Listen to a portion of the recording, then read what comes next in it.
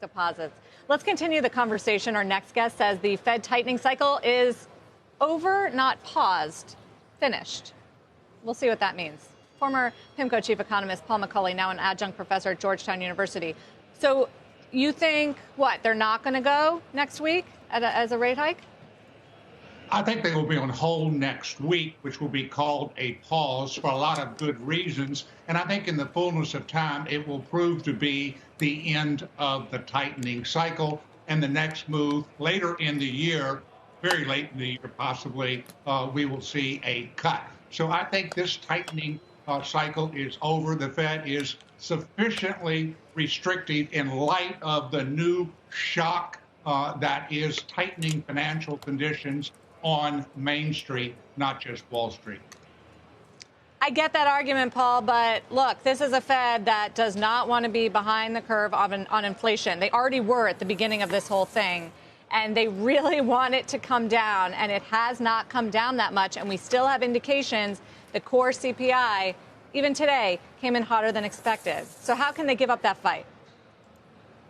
I think it's true that they were behind the curve at the beginning, but you don't stay behind the curve when you tighten 450 basis points in a year. So I think it's time for the Fed to be humble and nimble and recognize that there are lags, and also recognize that we're living in a world of systemic risk now. Everything that was done this weekend with respect to insuring uninsured depositors at those two banks was because of the, quote, systemic risk exception. So effectively, the government has declared we're in a systemic risk time, and that's not the right time to be hair on fire with respect to getting inflation down faster. It's going in the right direction. But they did. They participated this weekend. They came out with the emergency lending facility that targets small and mid-sized banks to get them liquidity as they needed. Can't they set that up and at the same time raise rates to fight inflation? Well, it's the old debate whether or not their macroprudential tools can be separated from monetary policy. And I think that's the case a good chunk of the time. But right now, I don't think it is, because we're living with a very tight monetary policy as measured by an inverted yield curve, which in itself is negative for the banking system, particularly the regionals that will be lifting their deposit rates and lowering their net interest margin. So I think in general, they would love to be able to separate the two functions of maintaining financial stability and fighting inflation. But right now, I think they are commingled from a starting point of an inverted yield curve. Yeah. Paul, what about the notion of a cut?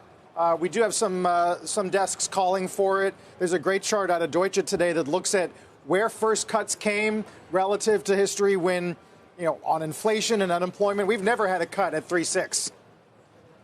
I don't think that we're looking at a cut now. We'd have to have something a lot more severe to think about a cut. The big issue for me is no more tightening now. I think it will be no more tightening this cycle, but the big issue is no more tightening now. To cut, actually, I think you would have to have another negative impulse, and we'd all hope that doesn't happen. That what happened this weekend with respect to declaring a systemic risk exception will take grips, and everyone will recognize that effectively it is insuring all uninsured deposits.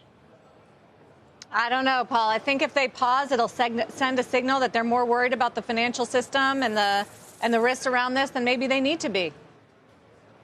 I think that's actually what would be a good thing to signal right now from the standpoint of backstopping what they did this past weekend, not just in word, but in deed. Finally, Paul, really quick. I mean, they're going to do this internal review of their supervision and regulation of SVB. Do you worry about them finding real fault with their ability to monitor some of these institutions? I am not going to prejudge that whole overall process. I will applaud the fact that they're moving with dispatch to do that review. They're part of the political firmament and I think it's the minimum that they can do, but I'm not going to prejudge what the results are going to be. It's up for the Fed to come clean and transparent with exactly what did happen.